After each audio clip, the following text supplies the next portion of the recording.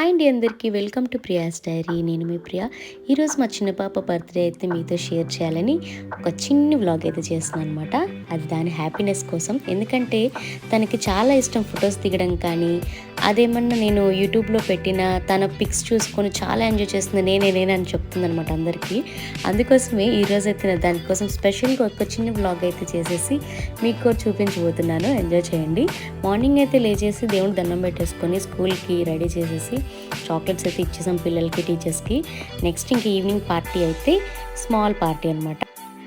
వాళ్ళ ఫ్రెండ్స్ అయితే రెడీగా వచ్చేసారు. ఇంకా బెలూన్స్ అయితే అందరూ ఊదేశారనమాట. కొన్ని పంప్తో యూజ్ చేసాము, కొన్ని అయితే ఫ్రెండ్సే చేస్తున్నారు. ఫోటో దిగుదు రావే అంటే నీరసమొహం పెట్టింది. ఆల్రెడీ దానికి కోల్డ్, కాఫ్, లైట్గా ఫీవర్ కూడా ఉంది. బట్ దాని ఎంజాయ్మెంట్ ఎలాగోలా చేసుకోవాలని చెప్పేసి నిదానంగా అయితే ప్రిపేర్ అయింది. అది నేను రెడీ అవుతాను మమ్మీ, చేస్తాను అని. ఫ్రెండ్స్ని చూడగానే కొంచెం ఎనర్జీ అయితే వచ్చేసింది ఫుల్గా. సో రెడీ అయిపోయి ఇంకా కేక్ కటింగ్ అయితే స్టార్ట్ చేసేసాము. వాళ్ళ ఫాదర్ అయితే స్నో వేస్తున్నారు. దానికి బాగా ఇష్టం ఆ స్నో అంటే.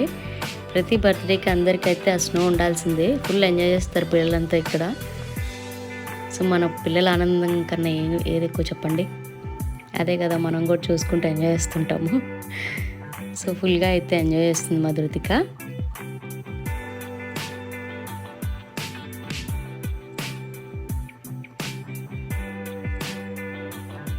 ఇది చిన్నప్పటి నుంచి కొంచెం చిలిపిగా అయితే చేస్తుంది అనమాట. అన్నీ అల్లరి పిల్ల.